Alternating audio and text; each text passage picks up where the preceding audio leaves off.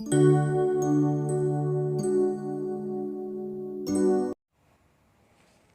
दोस्तों, नमस्कार।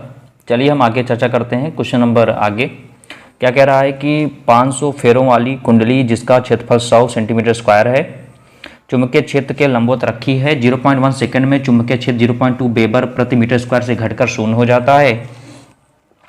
तो कुंडली में प्रेरित विद्युत वाहक बल की गणना कीजिए। यदि कुंडली के तार का प्रतिरोध 10 ओम हो तो प्रेरित धारा ज्ञात कीजिए। ठीक है, तो यहाँ पर हम लोग करते हैं इसका सॉल्यूशन। कैसे होगा ध्यान दीजिएगा। यहाँ पर देखिए n, देखिए फेरो संख्या दिया है ना यहाँ पर, तो इसका मतलब ये n दिया है। n बराबर कितना दिया है आपको? 500 दिया। ठीक है, फिर यहाँ पर देखो क्षेत्रफल दिया कितना? 100 दिया है, तो यहाँ पर लिखते हैं कैपिटल A। कितना दिया है? 100 सेंटीमीटर स्क्वायर दिया। ठीक है, अब स्क्वायर से सेंटीमीटर से कन्वर्ट कर ले हम लोग, किसमें? मीटर में कन्वर्ट कर लेते हैं। तो क्या होगा? जाएगा 100 गुणे 10 की घात माइनस 4 मीटर स्क्वायर हो जाएगा। ठीक है, उसके बाद देखो और कुछ दिया है यहाँ पर। हाँ देखो यहाँ पर प्रतिरोध दिया है। यहाँ प्रतिरोध देखो कितना दिया है? 10 ओम। तो R बराबर कितना दिया है? 10 ओम प्रतिरोध दिया है। ठीक है, बात समझ में आया? और कुछ देख लीजिए, और कुछ यहाँ पर दिया गया है, और कुछ तो हमारे हिसाब से यहाँ पर कुछ नहीं दिया गया है। अब यहाँ पर लिखते हैं क्या? देखो हाँ समय दिया, देखो यहाँ पर 0 सेकंड 0.1 सेकंड दिया, तो यहाँ पर डेल्टा टी कितना दिया है? 0.1 सेकंड दिया है। ठीक है, और यहाँ पर बी बोले तो चुंबकीय क्षेत्र कितना दिया है? यहाँ पर चुंबकीय क्षेत्र दिया है 0.2 वेबर प्रति मीटर स्क्वायर दिया है। ठीक है, तो यहाँ पर आपको कोई प्रॉब्लम नहीं आई होगी, सब कुछ समझने में आपको अच्छे तरीके से समझ में आ गया होगा। ठीक है, तो यहाँ पर हमको क्या निकालना है? हमको यहाँ बताना है कि प्रेरित धारा का मान ज्ञात करो। तो देखो प्रेरित धारा का मान निकालने के लिए हमको पता है I इक्वल टू होता कितना है? E/R होता है। हमको पता है कि सूत्र पता है कि कभी भी अगर प्रेरित धारा निकालना हो, विद्युत वाहक बल दिया जाएगा और प्रतिरोध तो हम लोग I निकाल सकते हैं। लेकिन यहाँ पर आपको R का मान तो पता है, इसका मान पता है, क्या नहीं पता आपको? आपको E का मान नहीं पता है। जब E का E का मान नहीं पता है तो E का मान कैसे निकालेंगे? हमको पता है फॉर्मूला क्या होता है। हम लोग जानते हैं कि E बराबर होता है -N, यहाँ पर डेल्टा फाई बी अपान होता है डेल्टा टी। इतना ये फॉर्मूला आपको पता होना चाहिए। ठीक है, यहाँ पर फैराडे वाला नियम जो पढ़े थे तो था E बराबर -N delta phi upon delta T, पहला नियम था। तो यहाँ से हम लोग क्या करते हैं? निकाल लेते हैं मान। ठीक है, तो इसको हम लोग लिख सकते हैं। देखो माइनस मतलब ये होता है, माइनस केवल ये होता है, माइनस केवल किसको दिखाता है? माइनस केवल दिशा को बताता है। किसको बताता है? केवल दिशा को बताता है। ठीक है, तो यहाँ हो गया n। डेल्टा फाई को लिखते क्या है? डेल्टा फाई हम लोग जानते हैं, क्या जानते हैं कि जो फाई होता है वो होता क्या है? b इंटू ए होता है। कितना होता है? b इंटू ए होता है। तो जहाँ पर डेल्टा फाई है वहाँ लिख दिया b इंटू ए लिख दिया, अपॉन यहाँ लिख दिया डेल्टा टी।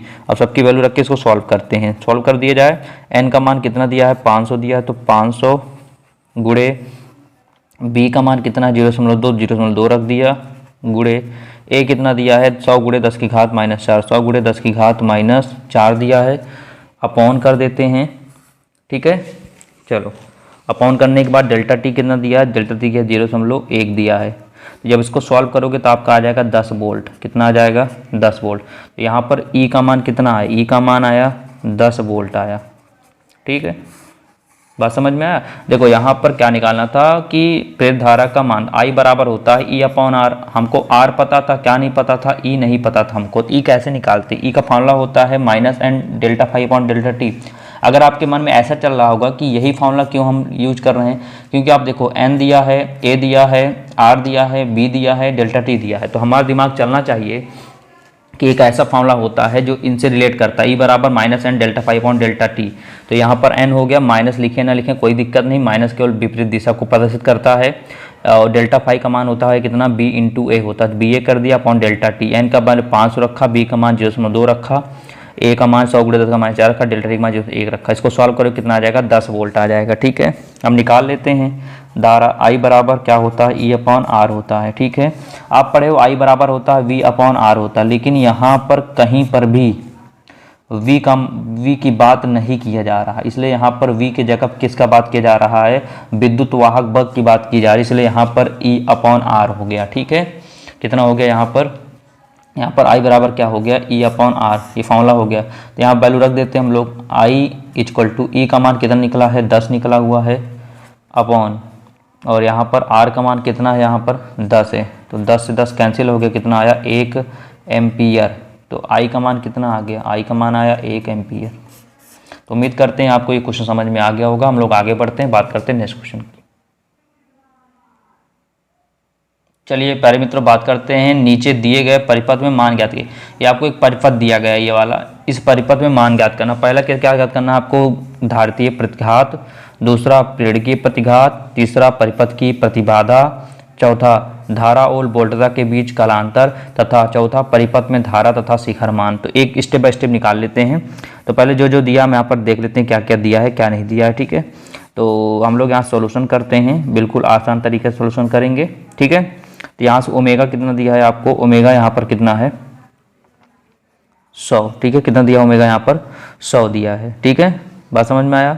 अब यहाँ से पहला हम लोग निकालते हैं क्या, हमारा XC बराबर कितना होता है, 1/ωc होता है। कितना होता है, 1/ωc होता है। तो ये पहला ये धारितीय प्रतिघात को हम लोग XC से डिनोट करते हैं। XC क्या होता है, 1/ωc होता। तो यहाँ ओमेगा कितना है, यहाँ पर 100 गुणे, ठीक है। C यहाँ पर कितना निकालेंगे, यहाँ पर हम लोग 20 गुणे 10 की घात -6। तो सॉल्व कर दो, कितना आ जाएगा, 500 ओम आ जाएगा, ठीक है। ये निकल गया हमारा XC निकल गया। इतना बात समझ में आ रहा होगा, कोई दिक्कत आपको समझ में, और कोई दिक्कत आपको नहीं आ रही, क्या चीज़ है क्या चीज़ नहीं है। अच्छा, अब काफ़ी लोग का क्वेश्चन ये फंस गया कि सर ये ओमेगा 100 आया कहाँ से ना, ये ओमेगा 100 आया कहाँ से, ये तो प्रॉब्लम आ रही है। तो मैं आपको बता दूं, ये जो साइन के पास में होता है, ये वाला, ये ध्यान दो अच्छे से, ये वाला, ये हमेशा क्या कहलाता है, ओमेगा कहलाता है, ठीक है। जैसे मैं यहाँ पर लिख दूँ V बराबर 500, उसके बाद साइन 200, अगर मैं लिख दूँ T, तो मैं पूछूं ओमेगा का मान कितना होगा, तो आप क्या बताओगे, ओमेगा मान क्या बताओगे, ये 200 वही होगा, ओमेगा का मान होगा। अब बात समझ में आ गया। ये जो यहाँ पर मैं आपको दिखाना चाहता हूँ, ये वाला हिस्सा है, ये वाला, इसको बोलते हैं ओमेगा। तो ओमेगा कितना हो गया, 100 हो गया, ठीक है। हमको निकालना है कौन सा, धारितीय प्रतिघात निकालना है। धारितीय प्रतिघात को हम डिनोट करते हैं XC फॉलो होता है 1/ωc। तो ओमेगा का वैल्यू कितना हो गया, 100 गुणे, यहाँ पर C कितना मान दिया, C बोले तो ये देखो ये दिया, ये C का मान दिया कितना, 20 म्यू दिया है। तो इसको चेंज करेंगे तो 20 गुणे 10 की घात -6 फैरेड हो जाएगा। तो यहाँ पर C है, वहाँ पर लिख दिया 20 गुणे 10 -6। जब इसको सॉल्व करो कितना आ जाएगा, 500 ओम आ जाएगा। आप समझ में आ गया ना कि ओमेगा क्या होता है। ओमेगा क्या होता है, यही जो साइन के बाद होता है वो ओमेगा होता है, उसको क्या कहते हैं हम लोग, ओमेगा कहते हैं, ठीक है। चलो आगे देखते हैं हम लोग। चलो पहला निकल गया। ये आप बात करते हैं हम लोग किसका, दूसरे की बात करते हैं, ठीक है। दूसरा प्रेरकीय प्रतिघात को हम लोग यहाँ पर कहते हैं क्या है, प्रेरकीय प्रतिघात कहते हैं XL। क्या कहते हैं, XL। XL क्या होता है, ओमेगा L होता है। कितना होता है, ओमेगा L। तो ओमेगा कितना आपको दिया है, 100 गुणे L कितना है, L आप कैसे निकालोगे, देखो L ये दिया, देखो ये, इसको बोलते हैं L, इसको बोलते हैं L। L कितना है, 10 है। तो कितना हो जाएगा, 1000 ओम हो जाएगा। मैं आपको यहाँ पर कुछ बेसिक चीज़ बता देता हूँ। देखो यहाँ से ऐसा समझो, बेसिक चीज़ समझो। अगर ऐसा निशान देखोगे, ऐसा वाला, तो ये हमेशा किसको नहीं करता, L को। अगर ऐसा देखोगे, ऐसा, ये करता है किसको, C को करता है। और अगर ऐसे देखोगे निशान, तो किसको करता है, R को डिनोट करता है, ठीक है। तो यहाँ पर देखो ऐसा है ना, देखो चित्र देखो, ये ऐसा है चित्र में ना, तो किसको डिनोट करता है हमेशा, ये L को। यहाँ पर देखो ऐसा है ना, ये किसको करता है, C को। ये किसको करेगा, R को। बात समझ में आ गया। चलो अब तीसरा क्या कह रहा है, परिपथ में प्रतिबाधा। तो हम जानते हैं प्रतिबाधा सूत्र क्या होता है, हम लोग को पता है प्रतिबाधा सूत्र क्या होता है। प्रतिबाधा होता है Z बराबर √R² प्लस XL डिफरेंस किसका होता है, XC का स्क्वायर। तो यहाँ से अगर निकालेंगे हम Z = तो कितना आ जाएगा, R की वैल्यू कितनी है, यहाँ पर 500 दिया है, तो 500 रख देते हैं, स्क्वायर है तो स्क्वायर, प्लस XL कितना है, XL आपको पता भी निकाला हम लोगों ने, 1000, फिर माइनस, डिफरेंस का मतलब होता है माइनस, XC का मान कितना निकला हुआ, 500 रख दो, अब ब्रैकेट बंद कर दो, सॉल्व कर दो। यहाँ से कितना आ जाएगा, यहाँ पर ये आ जाएगा 500 का स्क्वायर, और 1500 घटाएंगे तो कितना आ जाएगा, 500 का स्क्वायर। तो कुल बात करें कितना आ जाएगा, 500√2 ओम। सॉल्व कर देना तो इतना आएगा, एक 500 आ जाएगा ओम, ठीक है। अब चौथा क्या बचा हमारा, धारा और वोल्टता के बीच कालांतर, ये बचा चौथा, कालांतर पूछ रहा है। तो हम लोग कलांतर वाला सूत्र जानते हैं। यहाँ से क्या होता है, ध्यान समझो, क्या होता है यहाँ से होता है आपका tan phi equal to XL minus XC upon R होता है। तो एक्सएल का मान कितना निकला हुआ है 1000, एक्सी का मान कितना निकला हुआ है 500 अपॉन आर का मान कितना है 500। ठीक है, कितना आ जाएगा 1 हमारा आंसर गया। देखो ध्यान समझो, देखो बात मेरी समझो अच्छे से। बात ये है कि इस तरह जो बिना फेस वाला वीडियो होता है उसको आप लोग बिल्कुल इस पेन की जो आप देख रहे हो इस पेन की नोक के अकॉर्डिंग आपको चलना पड़ता है। ठीक है, कहीं पर अगर आपको नहीं आता तो वीडियो को बैक करिए, क्या कीजिए, वीडियो को बैक कर लीजिए, बैक करके एक बार फिर से देखिए, आपको समझ में आ जाएगा। ठीक है, ये हमारा निकल गया। और हमसे क्या पूछ रहा है, धारा वोल्टता के बीच कालांतर पूछा, कालांतर मतलब फाई पूछ रहा है। अब बताओ फाई कैसे निकालो, इधर कितना मिला है आपको, इधर मिला, मैं इधर दिखा देता हूँ, इधर मिला कितना tan फाई बराबर इधर कितना आया 1 आया। अब बताओ tan हमको फाई निकालना, कालांतर को हम लोग क्या बोलते हैं, हम लोग यहाँ पर जो कालांतर होता है यहाँ पर जो दिया गया है, यहाँ पर ये जो कालांतर दिया है, कालांतर को हम लोग कहते हैं फाई, कहते हैं फाई का मान निकालना है। तो फाई का मान निकालने के लिए यहाँ पर 1 है तो हमको यहाँ पर tan इसको हटाना पड़ेगा। देखो tan आपको नहीं दिख रहा होगा तो फाई निकालना पड़ेगा। तो कैसे निकालोगे, तो tan फाई इक्वल टू ये बताओ एक tan में किसकी वैल्यू होती है, tan 45 का मान होता है। तो tan से tan कट गया तो पाई इक्वल टू कितना आया 45 आ गया। ये हमारा कालांतर निकल गया। ठीक है, अब क्या पूछ रहा है यहाँ पर, परिपथ में धारा का शिखर मान पूछ रहा है। क्या पूछ रहा है यहाँ से, परिपथ में धारा का शिखर मान पूछ रहा है। तो शिखर मान कैसे निकालोगे, शिखर मान होता है आई नॉट बराबर क्या होता है वी नॉट अपॉन जेड होता है। ठीक है, वी नॉट कितना दिया है आपको पता है, देखो यहाँ पर ये वी होता है वी नॉट, ये जो 200 है ये होता है वी नॉट, वी नॉट को बोलते हैं यहाँ पर 200, क्योंकि यहाँ पर 200 लिखा है। मैं आपको बता दूँ, देखो समझ लो अच्छे से, यहाँ पर ये जो होता है इसको वी नॉट कहते हैं, ये जो होता है इसको हम लोग हमेशा ओमेगा कहते हैं। आगे आपका टी, आगे ये वाला टी आपको दिया ही गया है। ठीक, अपॉन जेड कितना निकला, अभी जेड निकाले आप लोग, देखो जेड का मान कितना निकला हुआ है, ये निकला हुआ है ना। तो यहाँ रख देते हैं 500/√2। जब इसको सॉल्व करोगे तो ये आ जाएगा 0.28 एंगस्ट्रॉम आ जाएगा, ये आपका मान आया। तो उम्मीद करते हैं आपको समझ में आ गया होगा, कोई दिक्कत नहीं आई होगी। ठीक है, यहाँ तक बात समझ में, देखो समझ लो। और एक बातें देखो, यहाँ पर ऐसा संबंध इनका होता है v बराबर V nought sine omega T, आप लोग इसको पढ़ा होगा, वी नॉट बराबर V nought sine omega T. यहाँ पर आई बराबर I nought sine omega T. ठीक है, तो देखो यहाँ पर ये वाला v हो गया, ठीक, ये यहाँ पर ये जो है वी नॉट ये आपका 200 हो गया, ये जो ओमेगा है यहाँ पर 100 हो गया। बात समझ में आ गया होगा। ठीक है, हम लोग आगे बढ़ते हैं, बात करते हैं नेक्स्ट क्वेश्चन की ओर। देखिए प्यारे मित्रों, बात करते हैं 100 वोल्ट 50 हर्ट्ज वाले प्रत्यावर्ती धारा स्रोत से 10 ओम का प्रतिरोधक तथा 1/10 पाई, ये है 10 पाई। ठीक है, हेनरी का प्रेरक प्रतिक्रिया क्रम में जुड़े हैं, तो परिपथ में औसत शक्ति हानि ज्ञात कीजिए। तो चलिए इसको ज्ञात कर लेते हैं आसान भाषा में, कोई दिक्कत नहीं है। क्या निकालना है आपको, औसत शक्ति हानि निकालना है। तो पहली बात हम लिख लेते हैं क्या चीज़ हमको ज्ञात करना है, सॉल्यूशन करते हैं यहाँ से। देखो हमको निकालना है औसत शक्ति हानि, क्या निकालना है, औसत शक्ति हानि।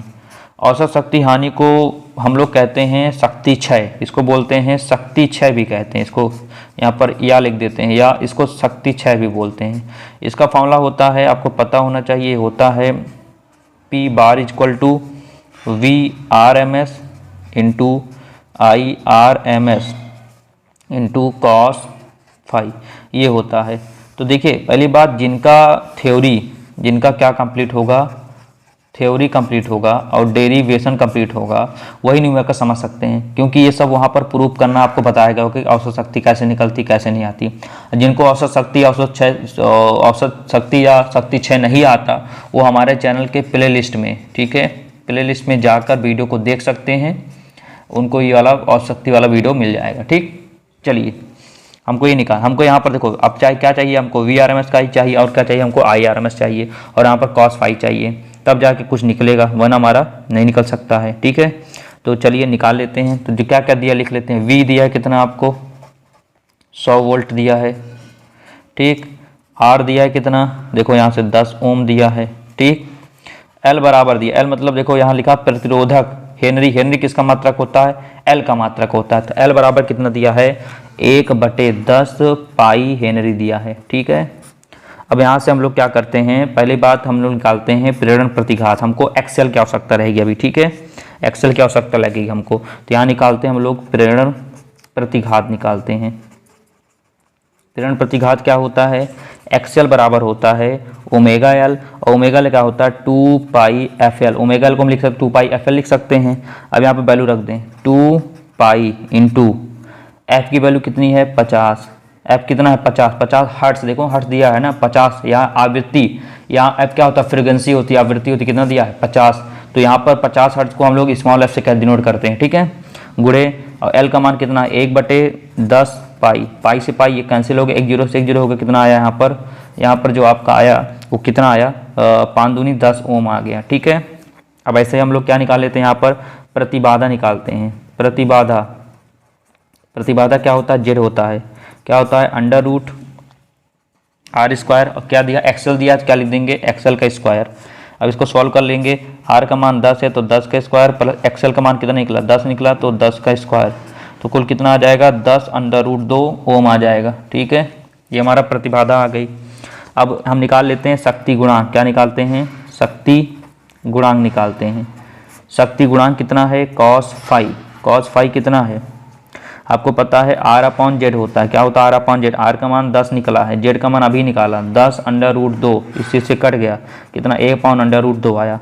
अब चुपचाप ये जो आपको दिख रहा है इसी फॉर्मूला रख देंगे, हमारा आंसर आ जाएगा। चलो रख देते हैं, तो यहाँ लिखते हैं P = ये जो VRMS है, ये जो VRMS है, ये VRMS कितना आया है? VRMS आपको यहाँ पर समझना पड़ेगा। क्या समझना पड़ेगा? VRMS कितना है यहाँ पर? 200 गुणे, अब यहाँ पर IRMS कितना निकला है आपका? IRMS निकलने का है 10√2। ठीक है, गुणे, और यहाँ पर cos फाई मान कितना निकल चुका है? 1/2, तो 1/√2। ठीक है, तो यहाँ पर VRMS का मान निकालोगे तो कितना आएगा? 200। IRMS का मान निकालो कितना आएगा? 10√2 आ जाएगा। ठीक, और यहाँ पर cos फाई कितना आएगा? 1/√2। अब आप यहाँ पर इसका निकाल सकते हैं, इसका फॉर्मूला जो होता है। ठीक है, इसका फॉर्मूला आपको पता होना चाहिए। ठीक, अब इससे ये कैंसिल हो गया, कितना बचा? P बराबर आया 2000 वाट आ गया। तो ये हमारा आ गया फाइनल, इसका आंसर आ गया। ठीक है, यहाँ पर कोई प्रॉब्लम आपको नहीं आई होगी, समझने में कोई दिक्कत आपको नहीं आई होगी। ठीक, इतना चीज़ आपको समझ में आ गया होगा। तो क्या हम लोग आगे बढ़ें? कहीं पर समस्या आ रही हो तो आप कमेंट बॉक्स में अपने डाउट को मेंशन कर दिए, आपके डाउट को क्लियर कर दिया जाएगा। ठीक, तो यहाँ पर ये VRMS का आपको निकालना पड़ेगा 200। IRMS कितना है? 10√2 इंटू cos फाई कितना है? 1/√2 निकला, कितना? 2000 वाट निकला। अब आगे बात करते हैं नेक्स्ट क्वेश्चन की ओर। देखिए यहाँ बात करते हैं, एक 50 वाट 100 वोल्ट के लैंप को 200 वाट और 60 हर्ट्ज के लेंस से जोड़ना है। लैंप के श्रेणी क्रम में आवश्यक संधारित्र की धारिता ज्ञात कीजिए। आपसे क्या पूछ रहा है? संधारित्र की धारिता पूछ रहा है। संधारित्र धारिता यानी कि आपको C पूछ रहा है। ठीक है, तो जो जो दिया लिख लेते हैं। यहाँ पर देखो बल्ब क्या दिया है, यहाँ पर क्या दिया है? लैंप, लैंप यानी कि बल्ब दिया है। ठीक है, तो लिख लेते हैं बल्ब का प्रतिरोध। क्या लिखते हैं? बल्ब का प्रतिरोध। क्या क्या दिया लिख लेते हैं। R बराबर क्या होता है? आपको पता V²/P होता है। तो V का मान कितना दिया है? यहाँ पर देखो 100 वोल्ट दिया है, तो यहाँ लिख दें 100 का स्क्वायर अपॉन P कितना दिया है? 50 वाट दिया, तो 50 लिख लेते हैं। जब इसको सॉल्व करेंगे तो आ जाएगा 200 ओम आ जाएगा। ठीक है, बस ये हमारा R निकल गया। अब बल्ब में धारा निकाल लेते हैं। क्या निकालते हैं? बल्ब में धारा का मान निकाल लेते हैं। धारा I बराबर कितना होता है? P/V होता है। कितना होता है? P/V होता है। अब आपको ये देखो, ये सब सूत्र आपको पता होने चाहिए। जैसे अब बहुत लोग सोच रहे हैं कि ये कहाँ से आया, तो इधर देखो P बराबर कितना होता है? V × I होता है। तो यहाँ से I जब निकालोगे तो V गुणा में आ जाएगा, भाग में आ जाएगा। ये देखो निकल के नहीं निकल गया। तो छोटी चीज़ें आपको पता होनी चाहिए। P का मान कितना है? यहाँ पर 50 है। V का मान कितना है? यहाँ पर 100 है। कितना? 0.5 एम्पियर आ गया। देखो R निकल गया, I निकल गया। ठीक है, अब क्या कह रहा है कि दूसरी दशा में देखो कि लैंप को एक इसमें, इसके मेंस में जोड़ा जाता है। अब इसको निकालते हैं, तो यहाँ पर दूसरे केस में, सेकेंड की केस नंबर सेकेंड पर I बराबर कितना हो जाता है? V/Z। ठीक है, तो अगर मैं यहाँ से Z का मान निकालूंगा, तो अगर Z का मान निकालूंगा तो क्या हो जाएगा? ये Z का मान निकालूंगा तो V/Z ऊपर हो जाएगा, I नीचे आ जाएगा। ठीक है, अब इसको सॉल्व कर दो। V का मान कितना दिया है? 200 और आई का मान अभी निकाला हम लोगों ने, कितना 0.5 निकाला है। सॉल्व करोगे तो आ जाएगा हमारा 400 ओम आ जाएगा। ठीक है, अब निकाल लेते हैं एक्सी। एक्सी निकालें कितना हो जाएगा, √z का स्क्वायर माइनस आर का स्क्वायर। तो एक्सी बराबर कितना हो जाएगा, जेड का मान कितना आया 400, तो 400 का स्क्वायर और माइनस आर का मान 200, तो 200 का स्क्वायर। अब यहाँ सॉल्व करते हैं तो जब सॉल्व करेंगे तो एक्सी का मान कितना आ जाएगा, आ जाएगा 346.4 ओम। ठीक है, अब सोच रहे हो कि एक्सी क्यों निकाल रहे हैं, क्यों, क्योंकि हमको सी चाहिए, हमको धारिता चाहिए। क्या चाहिए, धारिता चाहिए। किसके संधारित्र की धारिता चाहिए। तो 1 क्या होगा है, एक्सी होता है इसका मान, तो कितना हो जाएगा, 346.4, ये निकल गया इसका मान, क्योंकि एक्सी को ऐसा भी तो लिख सकते हैं। अब यहाँ पर धारिता निकालो, सी बराबर क्या होगा 1/2 पाई एफ एक्सी होता है। तो 1/2 इंटू पाई का मान 3.14 गुणे एफ का मान कितना होता है 60 होता है। मतलब क्या दिया है ना, देखो यहाँ पर, ये देखो ये दिया, देखो ये 60 दिया है। 60 हर्ट्ज, हर्ट्ज मतलब होता है फ्रीक्वेंसी यानी एफ, स्मॉल एफ। ठीक है, गुणे एक्सी का मान कितना है 34.6 और यहाँ पर 4। ठीक है, देखो संधारित्र धारिता सी इतना होता है, ये इनके भी संबंध होता है, इनके भी संबंध होता है ये वाला 2 पाई एफ एक्सी। तो हमको यहाँ पर एफ निकालना था, एफ दिया है, एक्सी निकालना। इतना जो आप देख रहे हो, इतना तिगड़म तागा जो किए हुए हैं, किसके लिए किए हुए हैं, एक्सी निकालने के लिए बस। क्यों, क्योंकि एक्सी में क्या क्या आवश्यकता, देखो एक्सी में जेड की आवश्यकता है और आर की आवश्यकता है। तो जेड और आर निकालने के लिए देखो ये किया गया, ये किया गया, ये किया गया, तब ये किया गया। ठीक है, उसके बाद ये किया गया, अब 1/2 पाई एफ एक्सी लिख दिया गया। तो अगर मान लो अभी मैं आपको डायरेक्ट बता देता कि सी बराबर होता है 1/2 पाई एफ एक्सी, तो आप कहोगे सर एक्सी कैसे निकाला जाएगा। तो एक्सी निकालने के लिए इतना प्रोसेस हमको करना पड़ा। ठीक है, अब यहाँ पर इतना सॉल्व कर लीजिए, इसको कट कर दीजिए, इसको यहाँ पर इतना सॉल्व कर लीजिए, तो आपको समझाने के लिए था। इतना जब सॉल्व करेंगे ना तो आपका जो सी का मान आएगा वो कितना आएगा 7.6 गुणे 10⁻⁻6 म्यू एफ आएगा। अगर फैरड भी आएगा तो आप लोग -6 कर दोगे तो म्यू बन जाएगा। क्या बन जाएगा, म्यू, तो हो जाएगा म्यू एफ हो जाएगा। तो उम्मीद करता हूँ ये क्वेश्चन भी आपको समझ में आ गया होगा। आगे बढ़ते हैं हम लोग। चलिए प्यारे मित्रों बात करते हैं। देखो लिखा है एक प्रतिधारा का समीकरण I बराबर 4 साइन ब्रैकेट में 100 पाई टी माइनस 5 है, धारा का आवर्तकाल ज्ञात कीजिए। चलो पहले लिख लेते हैं क्या क्या दिया है। ठीक है, ध्यान समझो, ये दिया है I बराबर 4 साइन 100 पाई टी माइनस 5। ठीक, इसको मान समीकरण नंबर 1 बना लेते हैं। अब हम लोग जानते हैं जो प्रत्यावर्ती धारा का, जब प्रत्यावर्ती धारा का जो मानक रूप होता है, मानक समीकरण होता है, उससे तुलना कर लेते हैं। आप ये समीकरण के रूप में दिख रहा है, ये पूरा समीकरण है एक, ठीक है ना। तो इसकी तुलना हम लोग किससे कर देंगे, प्रत्यावर्ती धारा का मानक समीकरण करके वैल्यू निकाल लेंगे सबकी। तो इसका समीकरण होता है I बराबर 10 साइन ओमेगा टी माइनस 5, ये होता है, इसको बोलते समीकरण नंबर 2। अब तुलना कर लो यहाँ से, तो लिखेंगे समीकरण 1 व 2 की तुलना करने पर तुलना कर लेते हैं। तो बताओ यहाँ से देखो ये ओमेगा है, तो ओमेगा कितना यहाँ पर 100 है, तो कितना हो जाएगा ओमेगा बराबर कितना आ गया 100 आ गया। ठीक, उसके बाद 100, अच्छा पाई भी है ना, तो यहाँ पर ये पूरा हिलता पाई, तो 100 पाई हो गया। ठीक, ओमेगा हो गया। अब यहाँ पर ओमेगा फॉर्मूला आपको पता है कितना होता है 2 पाई अपॉन कैपिटल टी होता है। कितना दिया है 100 पाई दिया है। ठीक है, तो अब बताओ कितना हो जाएगा अगर हम यहाँ से सॉल्व करेंगे, किसका मान, टी का मान सॉल्व करेंगे। तो क्योंकि क्या निकालना आपको, आवर्तकाल निकालना है। तो मैं आपको बताना ये चाहता हूँ कि यहाँ पर जो वहाँ पर ओमेगा होता है, ओमेगा का मान कितना होता है 2 पाई अपॉन टी होता है। ठीक है, ये तो ये जो आपको दिया है ये वाला, ये पूरा जो दिया गया है ये ना, ये जो पूरा दिया गया है ये आपका क्या होता है, ये आपका समीकरण है। ठीक है, ये जो होता है ये आपका क्या होता है, मानक समीकरण के तरह होता है। तो इस तरह कभी भी आता है तो हम इस तरह इसके समीकरण इससे तुलना कर लेते हैं, इससे पूरा। ठीक, तो यहाँ पर ये जो ओमेगा है ये 100 पाई है, ये फिर टी है, फिर माइनस पाई, ये साइन है, यहाँ पर ये वैल्यू है। ठीक, बात समझ में आया। अब हम लोग तुलना यहाँ से कर लिए, तो हमको ओमेगा कितना मिल गया 100 पाई मिल गया। तो ओमेगा इक्वल कितना 100 पाई, ओमेगा मान कितना 2 पाई अपॉन टी होता है। हमसे टी पूछ रहा है, टी मतलब क्या, आवर्त काल। टी कैसे निकालोगे, इसको अपॉन 1 कर लो, इसको अपन क्या कर लो, अपन इसको 1 कर लो। तो 1 करने से क्या होगा, क्रॉस मल्टीप्लाई करा देते, हो जाएगा 2 पाई, ये हो जाएगा t इंटू 100 पाई। ठीक, तो आप देखोगे पाई से पाई कैंसिल हो जाएगा, t निकाल लोगे यहाँ से तो 2 हाई है, 100 कहाँ आ जाएगा, नीचे भाग में आ जाएगा। जब इसको कैंसिल आउट करोगे तो आ जाएगा 0.02 सेकेंड आ जाएगा, बराबर कैपिटल T। ये हमारा आंसर आ गया। अब आगे बात करते हैं नेक्स्ट क्वेश्चन की। नेक्स्ट क्वेश्चन क्या कह रहा है, नेक्स्ट क्वेश्चन आपको कह रहा है AC आपूर्ति, क्या कह रहा है यहाँ से, AC आपूर्ति का शिखर मान 300 वोल्ट है, RMS वोल्टता क्या कितनी होगी। फिर AC परिपथ में दो क्वेश्चन दिया है, एक यहाँ फर्स्ट दिया है, एक यहाँ सेकंड दिया, 20 में 2 पहला दूसरा। फिर कह रहा है AC परिपथ में धारा का RMS मान 10 एम्पीयर है तो शिखर धारा कितनी होगी। कर लेते हैं, बहुत आसान है।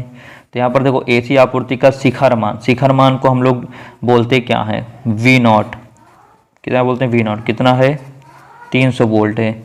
और यहाँ पर देखो IRMS कितना, देखो धारा का RMS कितना दिया है, यहाँ लिखते हैं IRMS कितना दिया है 10 एम्पियर दिया, कितना दिया 10। देखो शिखर मान को बोलते हैं V0, कितना दिया है 300 वोल्ट, धारा का RMS दिया है तो IRMS कितना दिया है 10 एम्पियर दिया है। ठीक है, तो हम लोग पता है, हमको क्या पता है कि जो